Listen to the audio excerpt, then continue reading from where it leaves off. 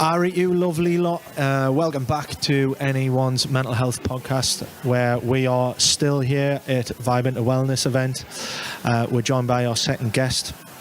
Things seem to have quietened down, calmed down. I think the next set of guests are coming in to join today's activities, so we'll just see how we go with sound and whatnot. But I am joined by Sam Warner. That's me. That's me. That's me. And we are joined by our fantastic guest, and we've really been looking forward to this, Mr. Nick Abel. How are you doing, Nick? I'm good, yeah. Thanks for having us. No, yeah. Thanks for coming along, man. Thanks for coming along. We did throw you in the deep end a little bit with this this part where I changed things up last minute and said, look, we are going to be at this event. We're going to be shooting it live. There could be an audience. And you were like, yeah, absolutely, I'm keen. Yeah. So thank you so much for that. Yeah, awesome. Seems like a great event. The last time I was here, I was for a wedding, so it's a lovely place, Beamish Hall, yeah. Oh, it's fantastic setting, isn't really it? Really nice. Nick, you are a musician. You've travelled the world. You've played some amazing places, which I'm sure we're going to get into. Mm-hmm. An entrepreneur, you've had a few business ventures. I'm sure we'll get into that. Yeah. And you're very, very interested in the wellbeing space and holistic therapies. Hugely. And you've got a fantastic and very interesting story to tell. So awesome. Yeah, I am slightly concerned. Sam is a musician. All right. I think you're going to have a lot in common, so it might be that I'm just background noise, and we probably could go on for 3 or 4 hours here, but we'll try and keep it to some sort of time slot. But yeah, tell us a little bit about yourself.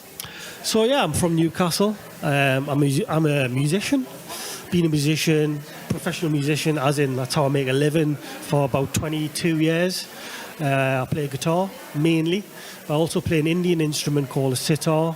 When I was 23, I went to India to study with the great musician, the iconic maestro Ravi Shankar, and spent 10 years of my life travelling around the world, accompanying him and his daughter Anushka in concerts throughout the world, and continued going to India every winter when the weather was like manageable for a British person, for a Geordie, for about 4 or 5 months to study Indian classical music in a very intense manner, and I continued doing that for several years, and that led to doing a lot of other work in the music industry, writing music for a film, getting into ambient electronic music, soundscapes, doing stuff for installations, art galleries, so on and so on and so on. And I wasn't joking when I said it's got an interesting story. I can keep going. Awesome. I can keep going, but just to be thorough, following that, I had a child. I didn't want to be away from home as much, travelling and touring. So I set up a teaching business, teaching guitar from home. That became fairly successful pretty quickly. I was burnt out with it, teaching one-to-one lessons, people not turning up. That led to reading a book called The 4-Hour Work Week.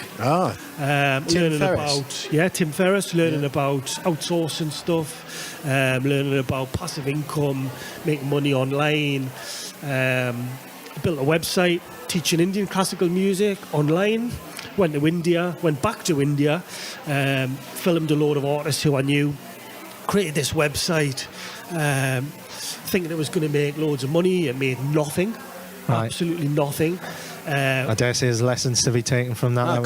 Big lesson learned. Then I thought, I need to do this with a guitar. Found an artist called Andy James, who's a very well-known guitar player, who had a signature guitar, who had albums out, who had fans, who had education products out, DVDs in guitar shops and that. Didn't have his own website. I proposed to do the same thing with him. We set up a business. This was 12 years ago now, and it just exploded. Wow. So and it was exactly 12 months before the Indian site was launched, and that made nothing. I could have quit then, however, I just kept going. All the lessons that I'd learned from it that weren't really failures, they were lessons, you know what I mean? Yeah. Lessons and blessings, Nick. I fed into the site with Andy, ended up doing that. I've been doing that for the last 11 years, and I've just sold that business actually. It took us 16 months to sell it. And now I'm looking at getting back into music again, doing music in a different kind of way, although I've kind of been doing it since I was 23, when I was working and studying and performing with Ravi, my teacher, guru, Pandit Ravi Shankar and his daughter. So I'm kind of like revisiting stuff that I did when I was younger. Yeah. With, in my opinion, one of the greatest musicians, healers.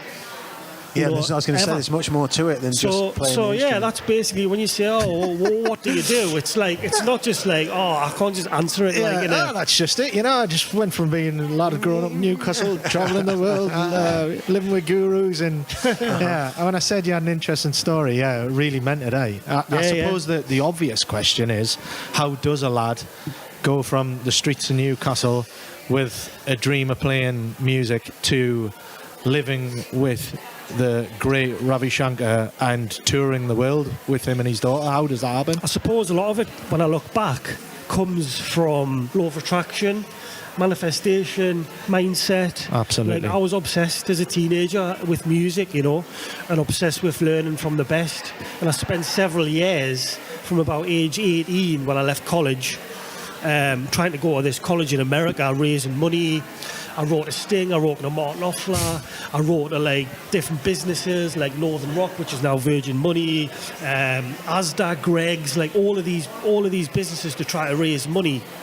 Wrote to the Chronicle, got myself in the Chronicle just by, I suppose, just trying to make things happen. Yeah. All of these things to me seemed obvious to do. I'll do this, I'll write to this person, I'll try this, I'll try that. And I went through and did all of those things. Because that's an interesting point about law of attraction.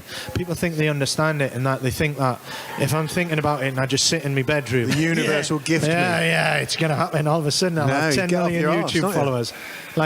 Part and parcel of it is manifesting that to happen, isn't it? And getting shit done. It's living it and believing it and just Yeah. obsessing over it on a daily basis, regardless of whether the outcome comes in a month or in a year or in 5 years. Yeah. If you want to do something, if you have a not just a goal, if you have a vision about what you want your life to be, and I did from being 13, 14, I knew I wanted to be a musician. So to me, it was just normal. I thought everyone was like that, Yeah. It was normal to me. It wasn't To until I have got that older drive that I and that, realised that these things were maybe a bit different or a bit unique or whatever, But to me, it was all just normal. And looking back, when I learned about law of attraction, manifestation, watch The Secret, watch Paul Proctor, Tony Robbins, and all this, it was like, this is what I was I've doing. been doing for But the last now few I years. kind of understand it, so I went into it even deeper. I mean, even down to, I remember when I passed my driving test, right? One of the first things that I did when I was 18, I was dreaming about travelling the world, being a musician and all that, being an artist. I used to drive up to Newcastle Airport, park the car, and there used to be a viewing thing, like a balcony where you could go out and view the planes coming in and out.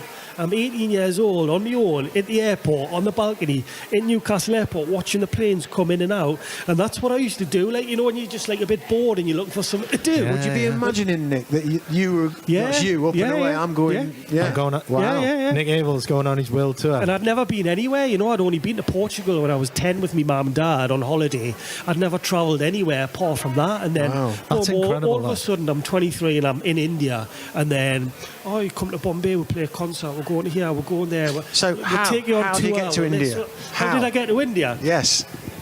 I saw something on the TV. It was the South Bank show. Okay, yeah. And it was Remember it, a program about Ravi Shankar and his family, and it showed that they were building this centre in New Delhi, which was going to be like a place to house his works, place for students to live. Now, in Indian classical music, even if you have like a famous artist, if you like, they would still teach and have students and pass on their knowledge as a guru to the student, right? And that's how they continue on the lineage and the legacy of the music. So that's like a how cultural thing. It's not really taught in colleges and universities or in textbooks. It's taught orally from a teacher to a student.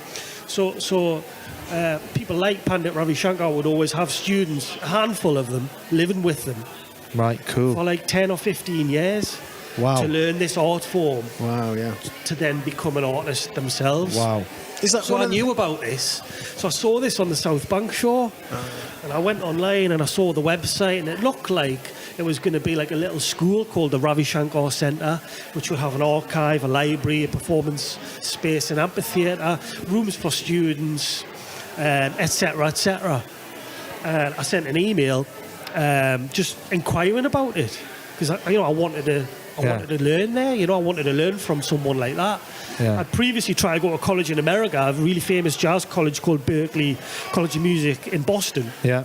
Tried to go there for 4 years. That didn't work. So I was still kind of on this journey of like wanting to learn from like the best of the best, So yeah, I just sent an email. I got an email back, which later I found out was the tour manager, and she was just like, "Oh yeah, the building isn't finished yet. It'll be finished in a few months. Write back to us then, and we'll let you know what's happening." And I just kept writing back to her, asking a question, and this went on for about 10 months. Every couple of weeks I would send an email or I would think of something to ask, and we had this dialogue. Then all of a sudden, Pandit Ravi Shankar's wife sent me an email going, "Look, she must have heard about this chap from England sending all these emails." This Geordie guy who's desperate to come over, And she said, "Look, if you really want to learn, there's a place in London called the Bavin. You could go there." And I was just like, "I'm not interested in that. I want to go to the source." You want the authentic, straight to the source, real experience. And she was like, "Well, look, like if you're prepared to leave everything, come to India for an extended period, absorb all of the culture, go through all the discipline." Now, that didn't really freak me out because I was already disciplined anyway. So where were you in your life? Where? How old were you and where were you in your life? I was 21 at this time, working at, I'd been working at Northern Rock, the bank, which is now Virgin Money, for about 2.5 years. Wanted to so you got music, into that corporate world and you could have just went and carried on a decent job. But there was something burning inside to say, actually, because I mean that's quite left field, isn't it? Like, but you knew within yourself you wanted to change the scenery, you wanted to go and do that. I was trying to go to this college in America for a few years, trying to raise money, writing to people like Sting, Martin Offler, trying to raise money from these businesses, organisations, different like philanthropists and all of that. No one was interested in helping us, but that's the journey I was on. And then I saw this programme on the South Bank show. I was a fan of his music. I knew who he was. I knew that he was a legend and an icon. And so was that through the stuff he'd done with the Beatles? Yeah. Yeah. I mean, that's how I became known in the West, of course. This is where I feel like I'm going to lose you. Sam, he's a huge Beatles fan. So his career was going for 20 years before that. He played at Woodstock when he was 48 years old. He'd already been playing the concert circus throughout the world for 20 years at that point. So the Beatles thing came along a lot later, but that's how we became known in the West and inspired a lot of musicians: John Coltrane, John McLaughlin, Philip Glass, Beatles, Tim from the Doors called Jim Morrison. Yeah, Jim Morrison took some lessons, you know what I mean? Way. Well, what you said there, Nick, about 10, 15 years living with him. Yeah. I think George Harrison famously realised when he started learning from Ravi, I'm 15 years too late to get to how it worked, the level he wanted to get to. Yeah, because the level's really high, It's because it's not just going to be a case of going over there and just music lessons and whatnot. That's a completely cultural, emotional experience, isn't it? You're not just going over to learn an instrument. You are getting engulfed in their culture, everything about their life. The way of life. That's what his wife had said to me in the email. If you want to learn and you're serious, then are you prepared to come to India, go through the discipline, as I've just said, etc., etc., leave everything behind and come to India for an extended period? If you're interested, I need to speak to you on the phone. So I spoke to her on the phone, and this is when the concert for George was happening in London.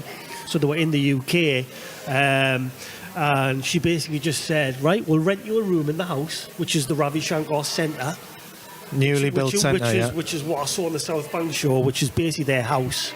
A new home for them with an archive, a library, rooms for students instead of a room with loads of them just staying in it. Because he did have a house which was given to him by the government because he was on... I don't know what the term is, like he was on the board of something within the Indian government, so he got a house from them. However, this centre took 6 years to build, a huge building, she was like, we'll rent you the room in the house for a while. you'll sit with us, you'll eat with us, you'll be living with us, Like immersed in their culture. We'll get one of Ravi's senior students to come and coach and give some lessons, see where you're at. And if you're talented and if he likes you, he might teach you. So it wasn't even guaranteed when you went over there? When she said he might teach you, that was it. I was going to India. And I didn't need 50 grand a year, which is what I needed to go to America to study at Berklee College of Music, to have the tuition fees and then the fees to rent somewhere to live and all of that. I only needed a small amount of money because the way it works with a guru is you don't pay a tuition fee traditionally. And even now, you don't pay a fee. It's not like you're paying a college fee or paying for private lessons. You go and live with them. You surrender yourself and dedicate yourself to them and also to the art form. And in return, they'll teach you. And of course, like you're helping around the house and you end up doing a lot of things. Just like part of the family, essentially. Yeah, you're part of the family, yeah. So I was living in this centre, which I'd saw on the South Bank shore, which was basically their house, I love that you've been sat in the living room watching that on the TV. Next thing you're there, like 20-year-old Nick with aspirations. Like it was a year later, about a year and a half later, from seeing that on the South Bank shore, and I was living there. And when was this, Nick? Was this like late 90s, early 2000s? When was this? 2003, 2004. Right. Yeah, I was 22. Wow. Yeah, I was 22. Yeah. What an totally mental. Looking back on it now, do you think?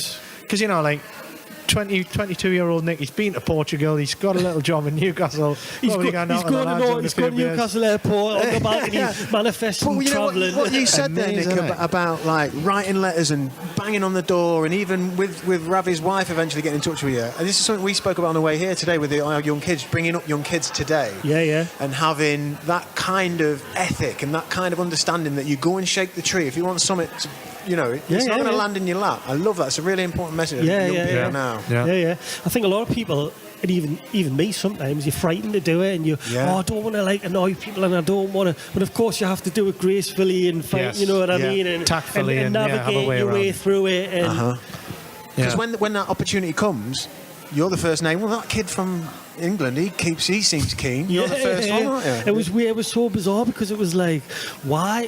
When I got there and I got to know them, and of course they liked us and we got on, and I ended up being welcomed into the family. And at the end of the 4-month stay, the initial stay that I was there, his wife was like, "Look, you don't need to pay us any money. It's fine." You know what I mean? It was just, I was like, I could have been anyone. I could have been a lunatic. I could have been an axe murderer. I could have been. But they've obviously got the vibe, haven't they? It was just, she was like, there was just something. You know what I mean? There was just that's special, isn't it? Yeah.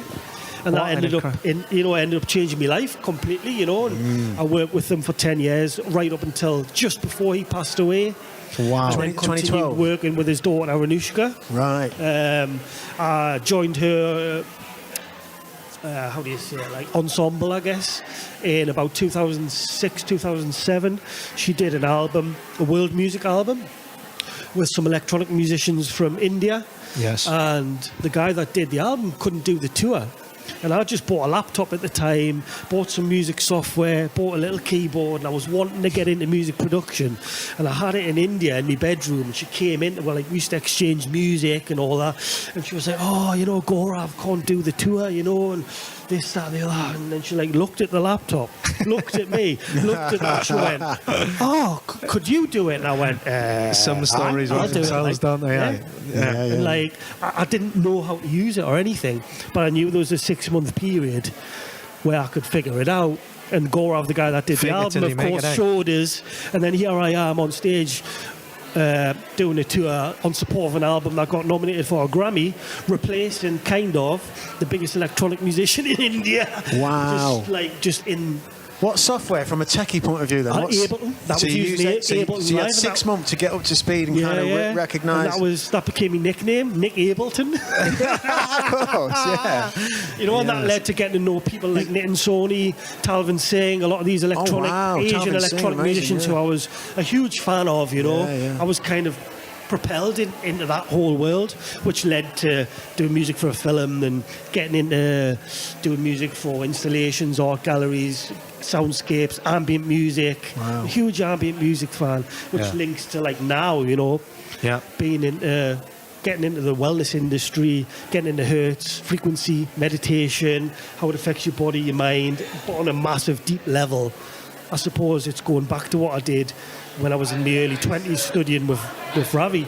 Yeah. You know, You've had a sense for it, Nick, haven't you? You've been seeking something, haven't you? So even though you weren't there for that, for the well-being aspect, you know, when you're immersed in that lifestyle, what was, so just out of interest, you know, when you land there and you do get into that, you know, you're sat with the family and you're observing their way of life, what was the biggest thing culturally, biggest change for you? What did you notice was completely different?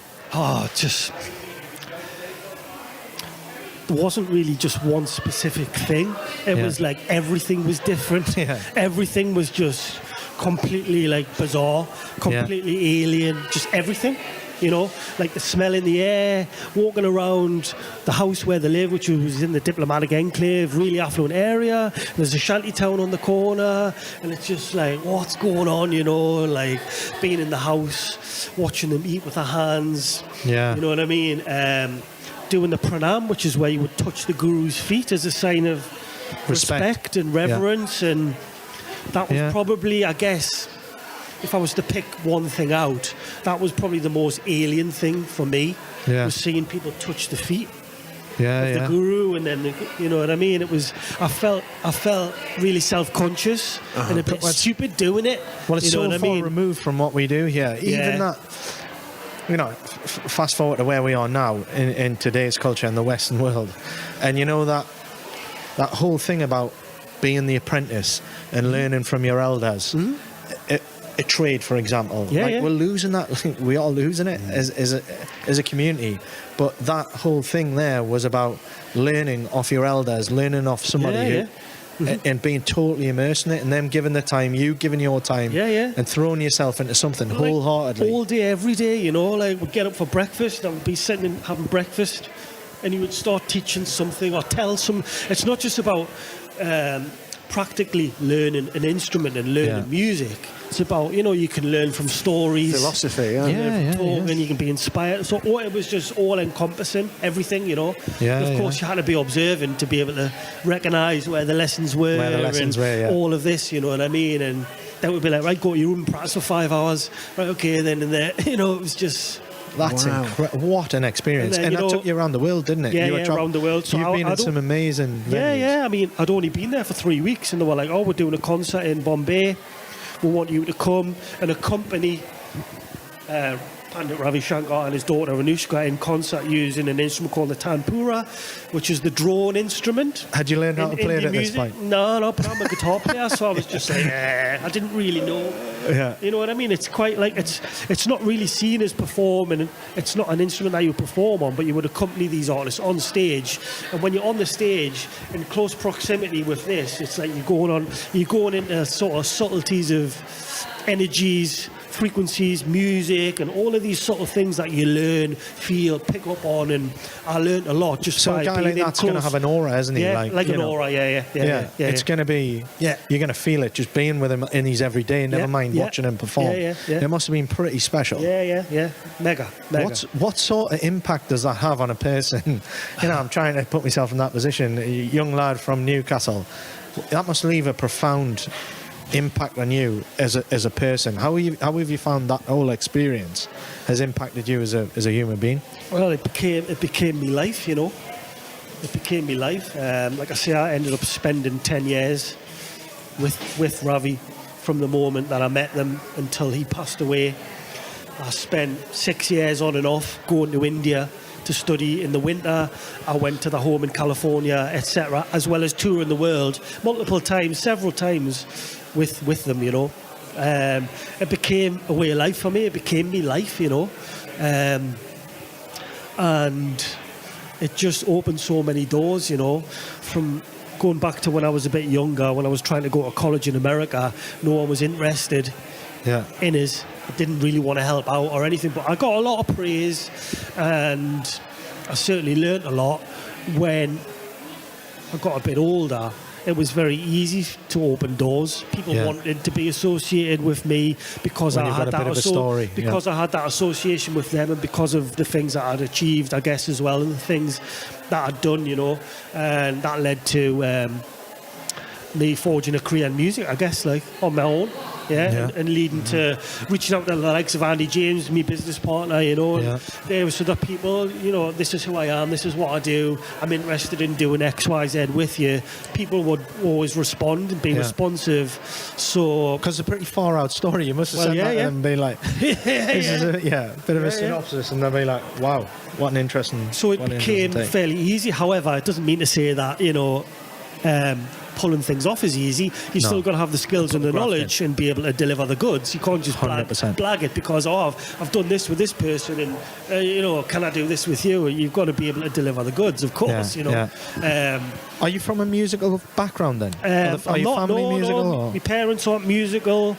I do have a brother. He was musical. However, he didn't live with us. He lived like in Birmingham. You know, he's a half brother. I did get a guitar from him. But my cousin got a guitar, you know. I wanted to play guitar since I was age 8.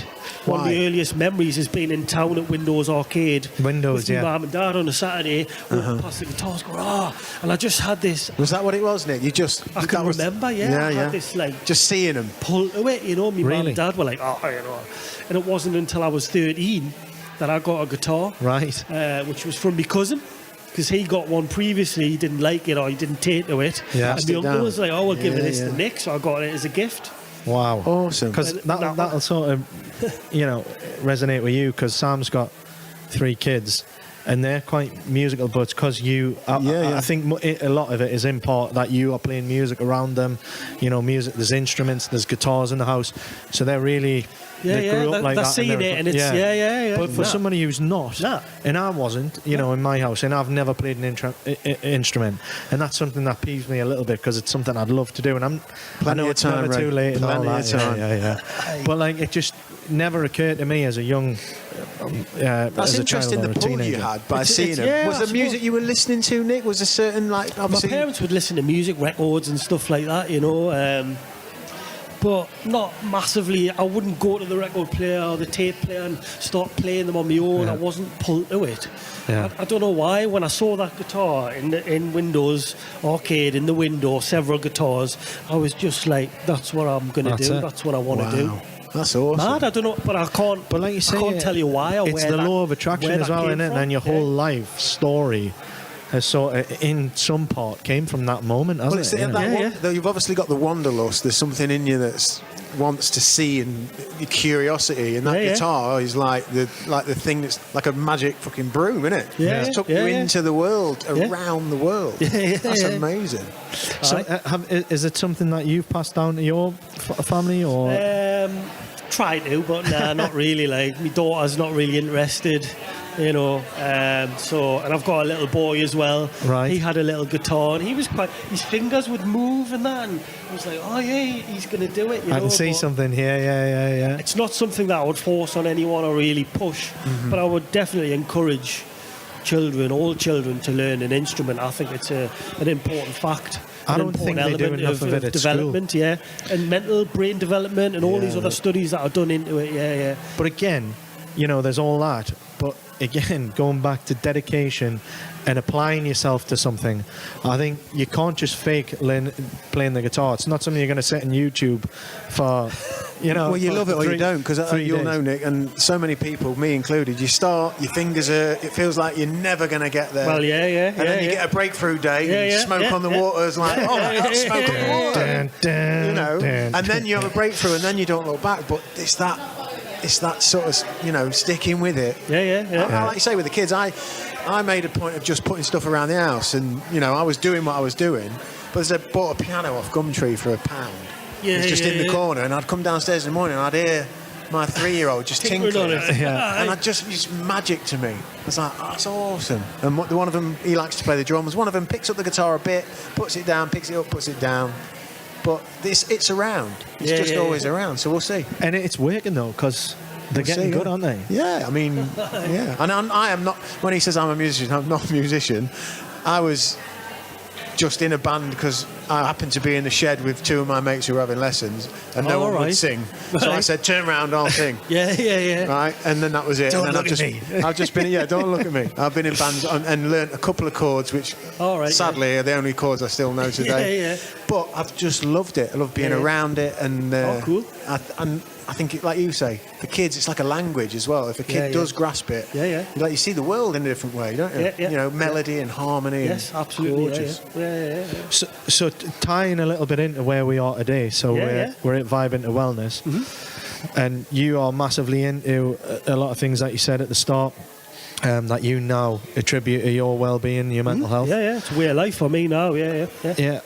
Absolutely, we're the same. But did that time in India, do you think that led you down this path, or do you think you'd always have sort of gravitated towards this? I was interested in the concept of meditation before I went to India. I don't really know where that came from, because there was no internet then or anything like that. So, it's, but yeah, I would say going to India and living with the Shankars, certainly. Yeah.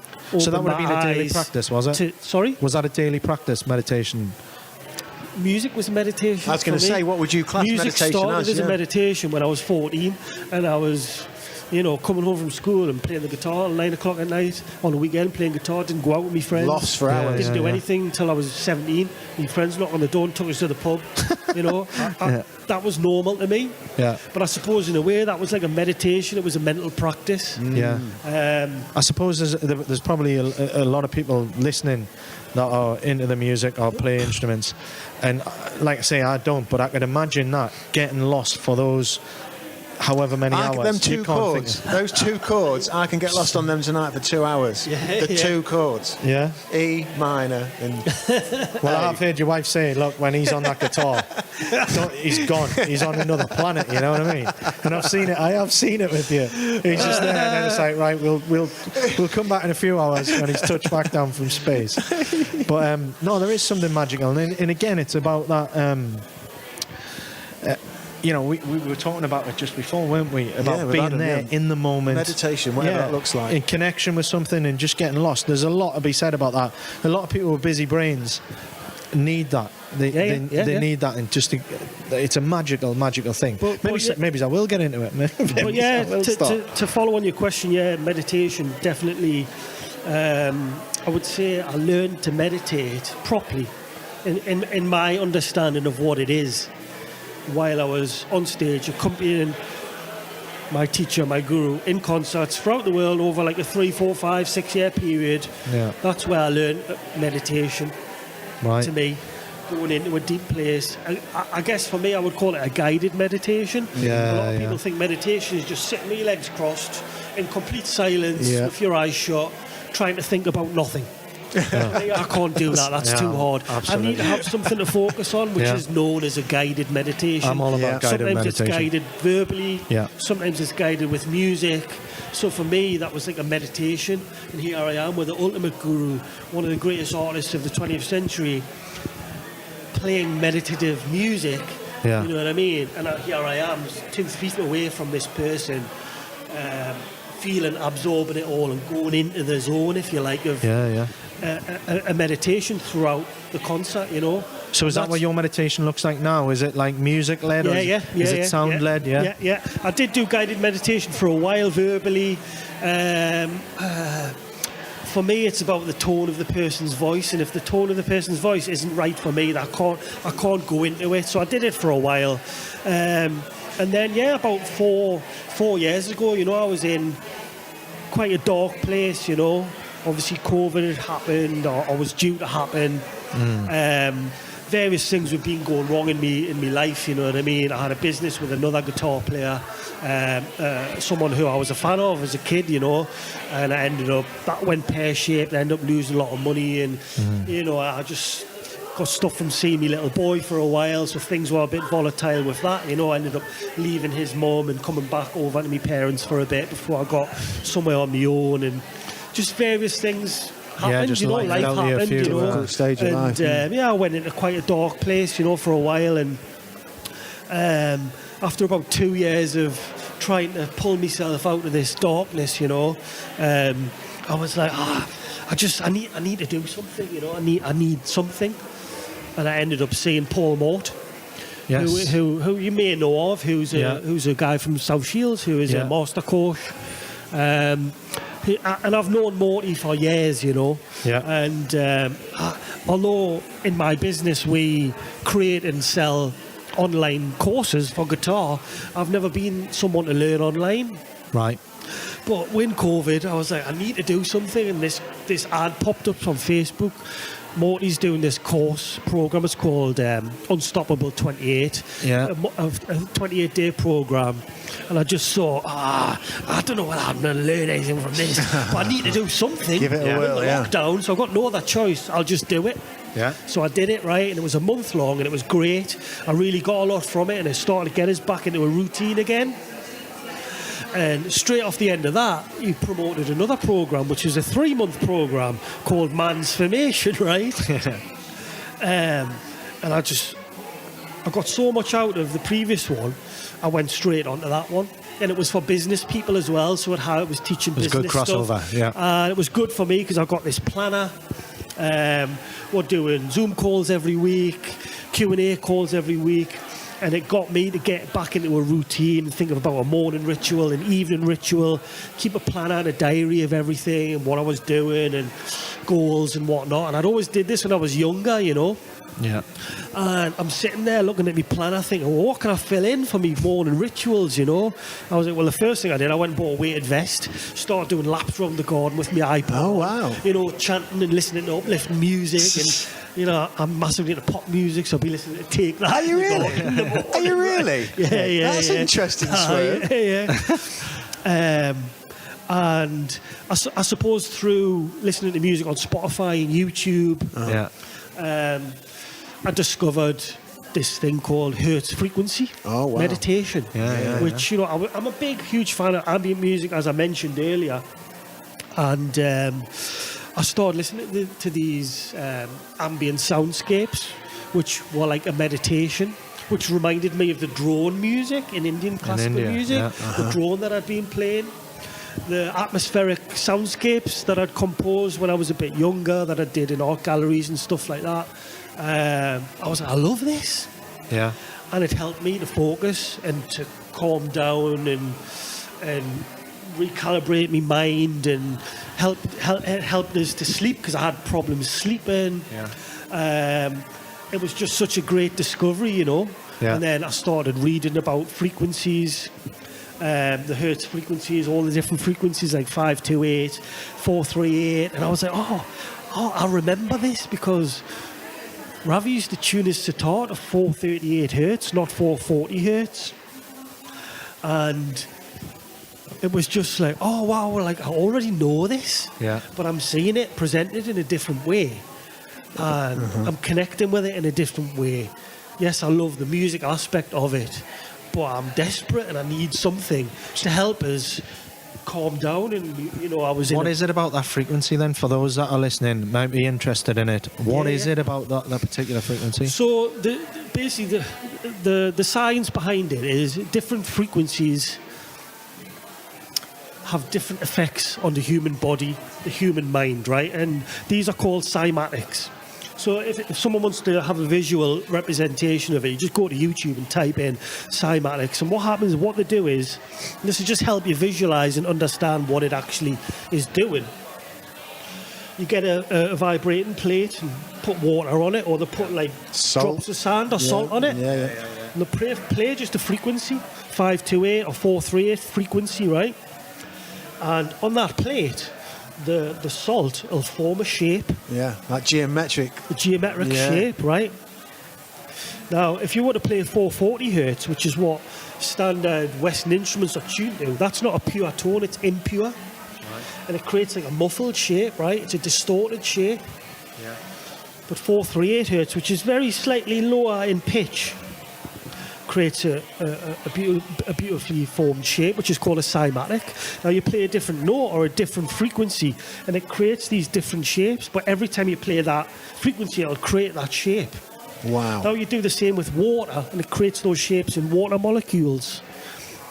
So bearing in mind the makeup of the human body, Yeah. So it also affects you on an intellectual, emotional level, and also on a physical, are you aware, cellular level. Are you aware of the Schumann resonance? Yeah, Schumann resonance, yeah. So, am I right in saying I think he was a German scientist, wasn't he? And he wanted to find the frequency of essentially the Earth's core. Yeah. And then didn't they later find out that our brain frequency is pretty much the same frequency as the core of the Earth? That's the Schumann resonance. So Schumann resonance is one of the frequencies that I would listen to. When you're talking about hertz frequencies, you've got Schumann resonance, you've got Nikola Tesla 369 resonance, you've got all the different frequencies. You've also got, and this is when I started getting into it, I was like, oh wow, there's so much more to this than what I ever realised. But I'm so familiar with it. And you've been doing it for years. I've been doing it, but I didn't realise the science behind what it was. So you're talking about binaural beats, isotronic tones, ASMR, you've got angel resonance, Schumann resonance, you've got brainwave entrainment, you've got alpha, beta, theta. So these are the alpha state, the beta state, and the theta state are states that your brain goes into when you're in sleep. Same with REM, rapid eye movement sleep. Meditation when you're in REM. Your brain is actually creating certain frequencies when you go into these different states. So if you listen to these frequencies, then you can put yourself into these different states of calmness and into kind of when you're like half asleep, falling asleep, when you go into rapid eye movement sleep, going to deep sleep, etc., and there's so much to it. And we're here at a place that's called Good Vibrations, and we all sort of innocuously say, oh, it's a good vibe, that's a great vibe in there, I didn't like the vibe in there. We're saying that kind of unknowingly, but it's primitively, that is what we're talking about, how we feel. Because I think high vibration is positive, low vibration is negative, and we feel low. I want to lay down, I want to curl up, it's all wrapped up in that. And but we say it like every day. It's a throwaway term, good isn't vibe, it? but it's actually a good vibe, deeply engrossed in exactly that. Wow. Of course it is, and it's very much the same as well with words, right? I mean, these are things that I'm learning about, that I'm picking up on, is certain words will also affect the water molecules, the vibration, in the same way as the frequencies. So positive and negative words not only are for positive affirmations and positive self-talk and all of that, which people can maybe kind of like turn their nose up at and go, oh, that's a load of rubbish, Actually, no, this is a scientific thing. So it's not to do with the tone that you're delivering them in. It's the actual... The physical words and that you say create like, snowflakes. Those kind of shapes, which is like the cymatic shapes that would be created with frequencies. These same shapes are created with words. By words, sorry. So you get a lot of people here who will be like, they'll speak to their water before they drink it, or they'll be in the shower and they'll be chanting affirmations and incantations. I know a lot of people speak to their plants, don't they? With the water coming over them, but actually it'll go into the water. This is a very subtle thing, Wow. But once you get into it, you start to realise that you can... Nah, I don't really... do I want to say it? I'm just going to say it.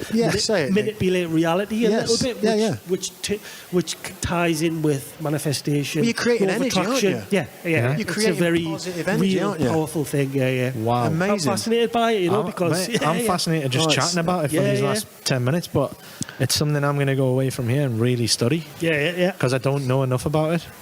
Oh, it's awesome. Well, we know with music, and you mentioned it a little bit, you go out for a run, maybe there's a certain dB, beats per minute that's perfect, it will lift you.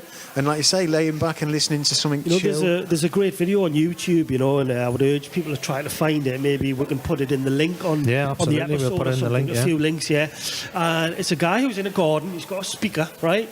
He's got a tap, one of those garden taps, right? And he plays a frequency on the speaker, turns the tap on. Obviously, the water would just run out. The water shoots out and goes like this. Wow. And then he plays a different frequency and it changes the shape of the water as it's flying through the sky. And that's the same as what it's doing with the water or the plate with the salt on it. And then it's doing that within your body. So that's what it's doing to you, you know what I mean? On a cellular level, but also in terms of your emotions, because energy is there. What is it? You can't feel it. You can't touch it. It's like a radio wave. It's there.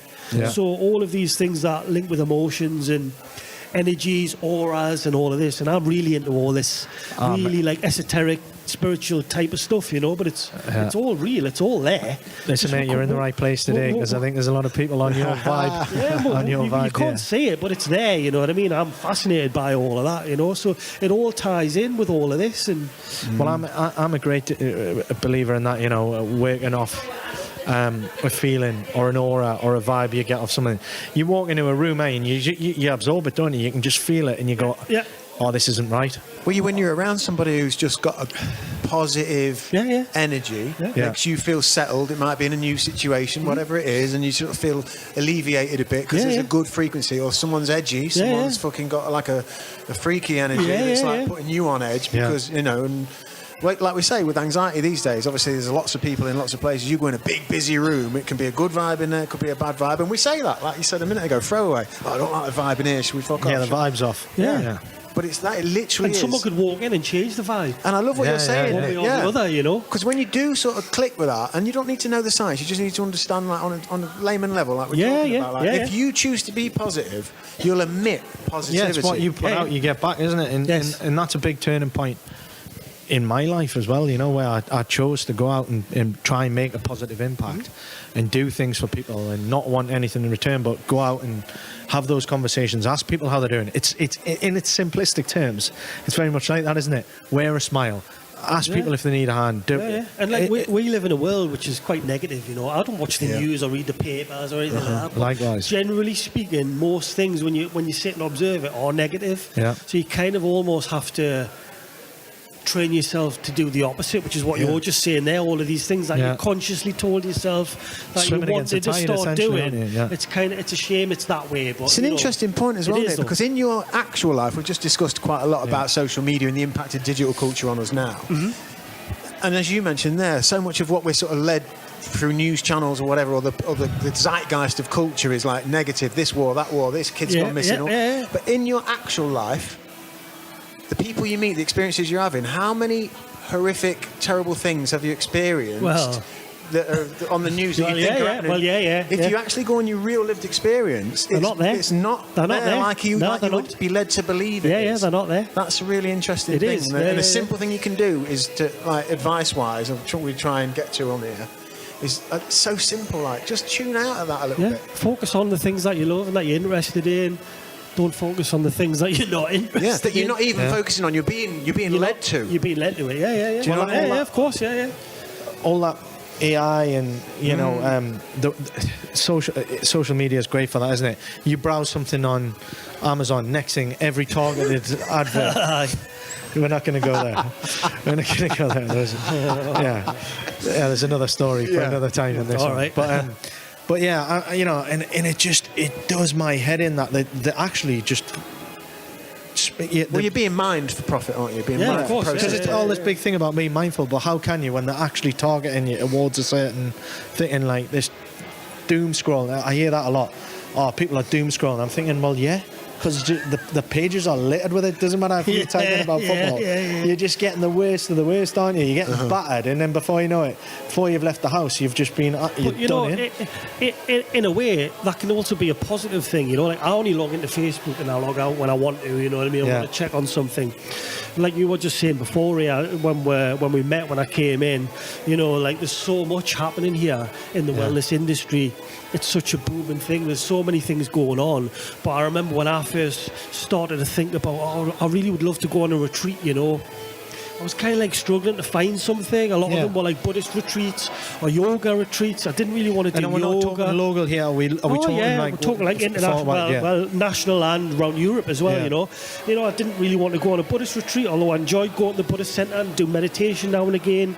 Didn't really want to do yoga. I didn't really know what I wanted to do. And then, sound retreat. Oh, wow, what's this? That ticks the box, Straight up your street. Yeah. And then I find myself in a sound retreat and I discover all of these bowls and gongs and all that. And I'm like, oh, wow, this is what I've been listening to and the frequency So is that like stuff. a sound bath? Yeah, and this is how I discovered sound baths. I didn't know they existed. And they're doing that today at this event. Once I clicked on one, Yeah. And then Aaron, who's here, the conscious man, doing breath work and forest bathing and all of that. I went on one of his events. Wow. And it was like, oh, wow. Then all of a sudden, I'm getting bombarded on Facebook with like, millions of them. And I'm like, oh, wow. Like, it can work in a good way as well. You know what I mean? Like, I had my first sound bath last summer. Right. I was at a festival, like an off-grid kind of anti-establishment festival. It was really cool. And a guy there, he was like a travelling builder. Yeah. Dreadlocks and all that. And him and his missus. And they're setting up next to us in our tent, and they had all this lovely mandalas and that. Yeah. And he got all these strange instruments out. And then people going and laying down, and he was doing like a bit of sage, and there was all this going on. Yeah. And I got chatting to him, and he said, look, come down, doing a group one. At the end of the weekend, we're going to do a group one, bring the kids, whatever. And I laid down with my indigo. We laid down on these little mats. I think there's only about 20 of us. Yeah. And he was coming round, and he was doing all the frequencies, the bells, the glass, the thunder thing. Gong. What's the one that does like thunder and lightning? It's a gong. Oh, it's insane. And he was coming round to me, and I swear to God, and I've talked a little bit on this. A DMT experience, right, is extremely, for me, physical, and like I can feel aura and literally energy. And it's the closest thing that I've had to that. It was this sound bath. When he came around to me, because it was a group one, so it wasn't like individual to it, and he was coming up close. The energy, frequency was like booming off me. Yeah. I think I said to you at the time, it was insane. Like, what that did. Around the same time that I discovered sound baths, I started going to Reiki. I went to Reiki. Yeah. And it's very subtle, you know what I mean? Very subtle. But I went, enjoyed it, and then I went back a month later. And then I went back a month later. About the third time, I started to feel it. I was feeling jolts, and I could feel the energy. So each time the experience is getting heightened, is it? I just got more attuned to it, and I got more into it. I started to be able to feel it, you know, even though it's non-physical touch. Yeah. And I went every month for about a year, and I really got it. Which helped us get more into the subtle elements. Well, I think any practice, which is like holistic well-being, like meditation's perfect example, even if it's guided. Mindful. When you first do it, like me, you've got to keep doing it to get the effect, you know. Yeah, by about 10 times. Go to Reiki once, or go to a sound bath once. It's rubbish. Go to gym once, or whatever. Do you know what I mean? Instagram photo. And all of these things now are a way of life for me.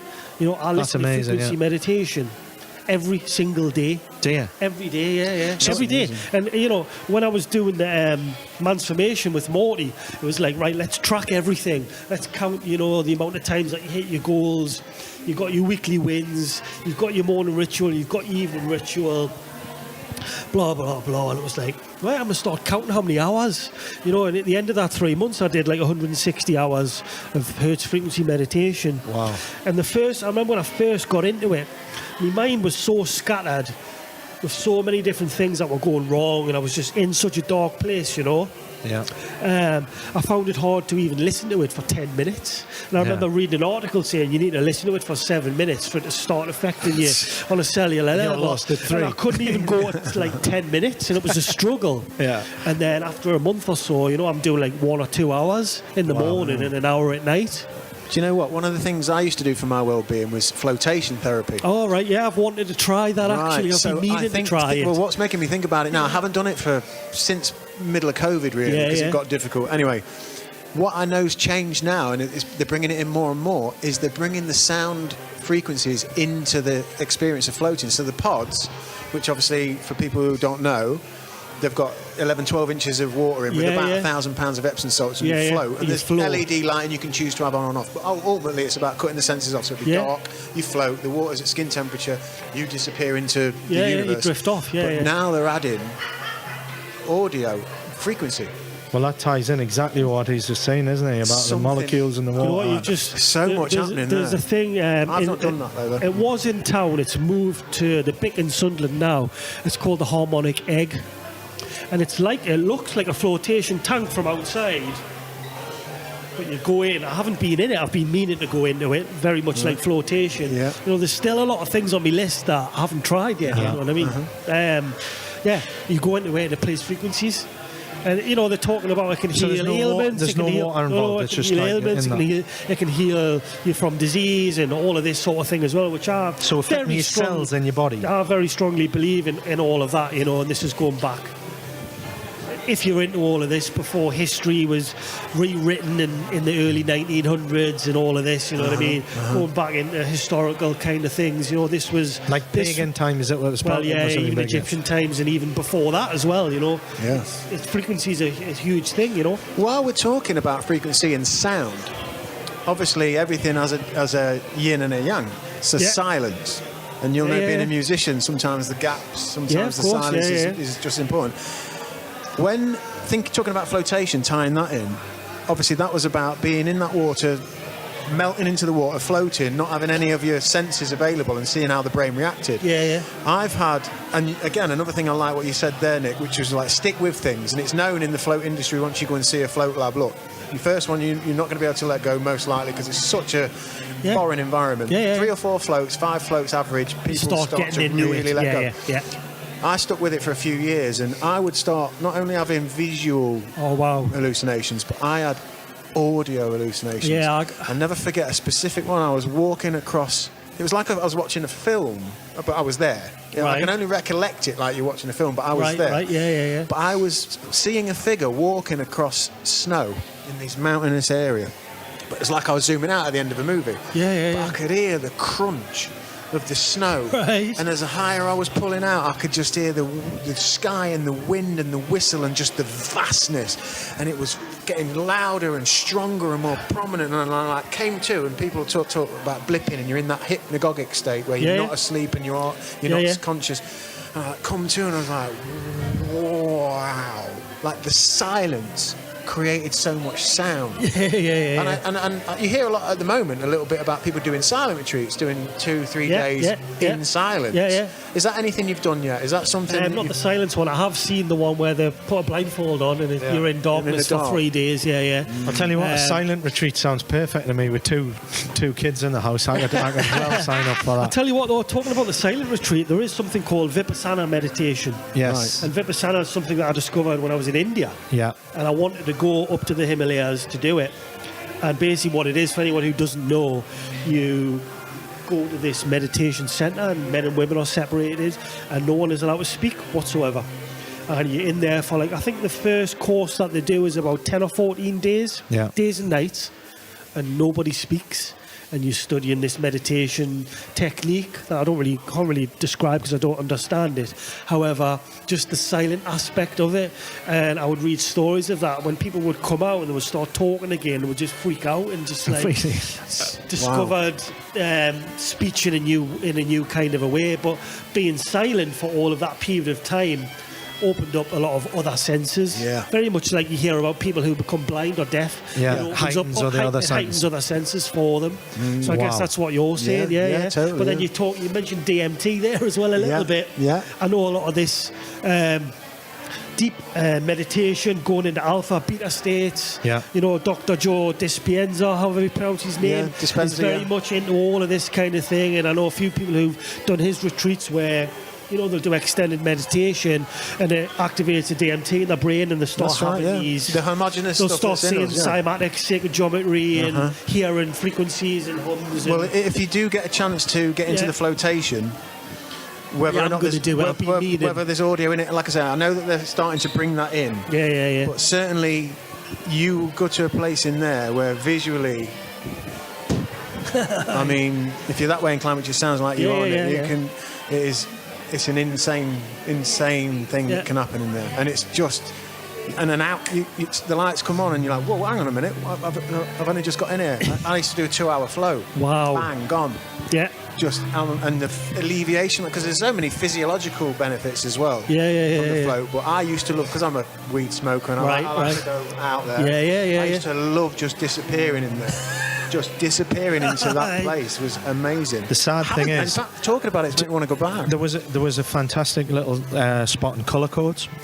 It was actually a salon, like in a nail bar. I think I heard. And they had a float in the back, and it got took over by I don't actually know if they've kept it going. I should look into it. There's one in Heaton as well, I think. There's one in Heaton, because I've looked at it.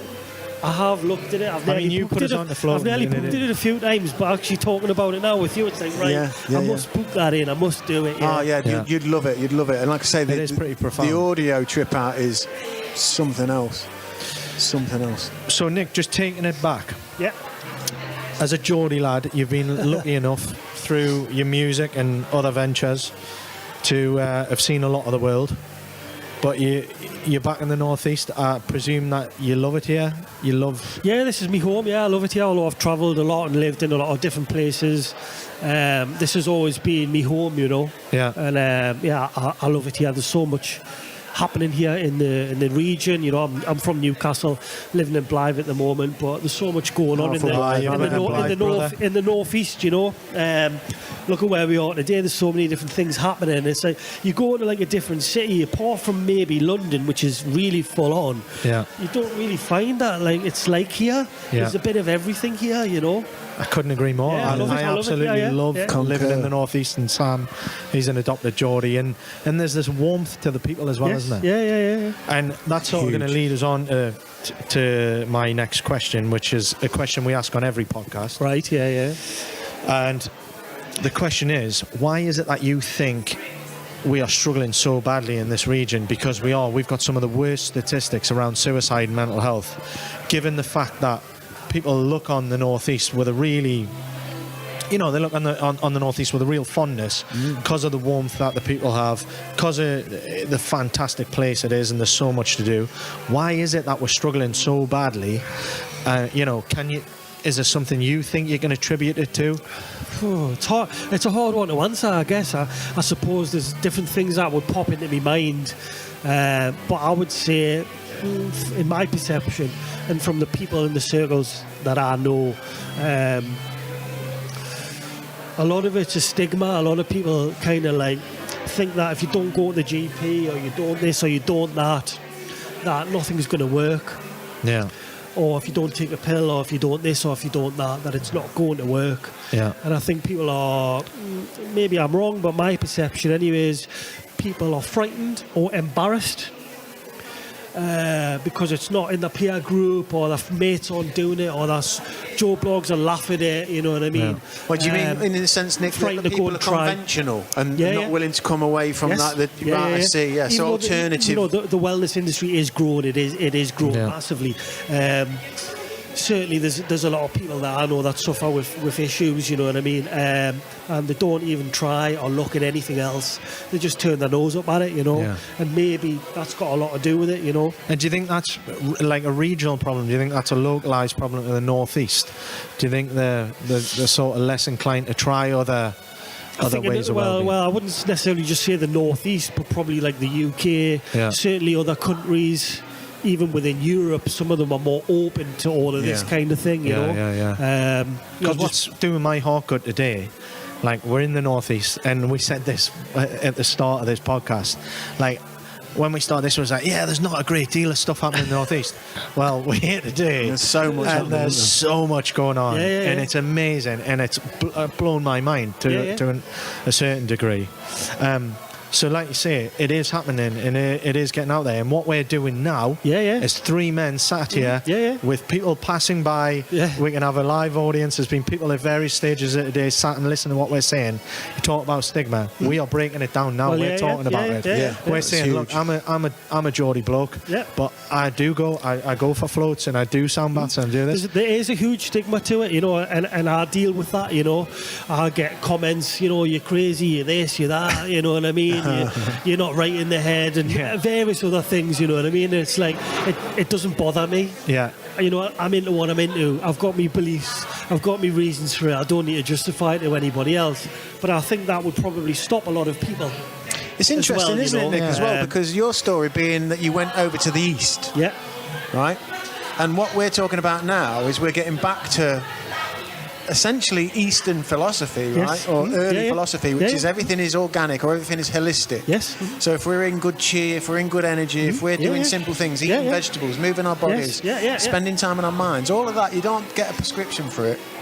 You don't have to buy it or get an advert, or you know what I mean, or sign up to some fucking subscription. You just come back to like things that have always been here, things that, like I say, in India and in the East and in the Far East and all of that. Connected to holistic nature. We don't take a pill for it necessarily. We look at how are you connected? Plants can heal you. People heal each other.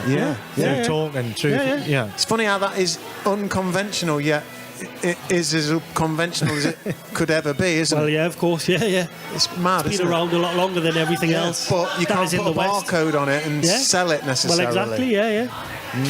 And it leads on a little bit into the next question, and we have talked about it quite a bit here. But you've obviously had a period in your life where you've been in a bit of a dark place, Yeah, and you've yeah. found things for yourself that got you out of that Yes. that dark period. So, is there maybe just one bit of advice that's really worked for you? If anyone's listening to this and they're maybe struggling or they're looking for something to maybe get them out of that bit of a dark period in their life, what one thing could you say is really you can attribute to your overall well-being? Listening to hertz frequency meditation.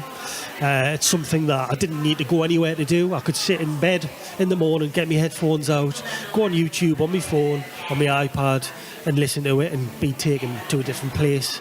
Well, I that's didn't have to certainly tell something I'm gonna anyone. I didn't have to go to an event. I didn't have, although I would advise that people do these things as well. Yeah. You can just sit at home with a pair of headphones or some good speakers and start to listen to frequency meditation, ambient music, if you want to call it, soundscapes, and it can start to take you off into a different place and help you. So it's as simple as that. YouTube, hertz frequency meditation. It's so accessible, isn't it? Yeah. And I suppose I've got one last question for you. What does the future hold for your music, and what direction are you going to go? Are you going to go more towards that and try and do the more of a well-being approach with incorporating your music, or what is your hope? Yeah. So the whole sound bath thing has been such an inspiration for me. I've attended several of them. I've been on 2 sound healing retreats, one in the Lake District, one in Portugal as well. Met a lot of people, a lot of great musicians as well who do this. Some of them have been a real inspiration for me, and I've really sort of like been sitting in these or lying down in these sound baths. Although sometimes I do sit up because I like to watch and see what they're doing, Visualising, I could be doing this with my instruments, and I could do this with this soundscape that I've got, and I could do this. And I started to visualise myself doing it, Awesome. and then started to hear the music in my head, in my mind of what I would like to create. Yeah. So that's kind of where I'm at now. I've just sold the business that I've had with Andy James, the guitar player, for the last 11 years. That's just been sold. I'm building a studio again, so I've bought some equipment, a console and various other things, some guitars and a new sitar, and practicing a lot again. What I want to do, although I very much enjoyed working in the background with the Shankar family. I always wanted to be an artist when I was younger, but when I was working with them, I quite enjoyed being involved in all of that, but just kind of being in the background a bit. I really liked that. So I never we're really approaching a new chapter, aren't we? I never pursued being an artist as such. However, now I'm very much wanting to do that, but in the sound healing kind of world, because that music, to me, I just love it. Like it's a way of life for me. I listen to it every single day. Yeah. You know what I mean? If you go from that angle, if you're doing anything for the right reasons, from an area of passion. Yeah. Pure intention, with help, pure healing intentions. and Pure intentions. That's what I want to do. And also, maybe that's the name for it. There's another side for it for me, which is it helped me so much. It pulled me out of really, really dark. Coming from a real place. Really, really dark. And I'd never, I'd experienced depression, anxiety throughout my life. Nothing major. But this floored me completely, and I didn't know how to pull myself out of it. And for a long time, I didn't try because I didn't know what to do. I was caught up in it. And, it helped me so much, and it reintroduced me to what you love. To what I'd done when I was younger and what I loved, because I lost touch with everything. And also one of the things I lost touch with in that dark period was music. I stopped listening to music. I stopped playing. I stopped practicing. I stopped doing everything. And it reintroduced all of that to me. So one of the things that I want to do is to not just write and play music for, I guess, the purposes of enjoyment, but also for healing and to help people as well. Because I was in a dark place and it was horrible. Awful, you know what I mean? And it would be nice to have my music not only in the creation process it's for enjoyment, but also it's got a legacy very element much like about it, hasn't my it, music? guru's music. It's got an aura, and it's got something that penetrates and helps people, which is what music is. Music does heal people, you know what I mean, and do all sorts of wonderful things to us as humans. So that's kind of where I'm at and what I've been planning mentally for a long time in my mind. And I've just sold my business in the last month, which took 16 months of my life, which was just, that's just a massive feat, you know, just to pull that off.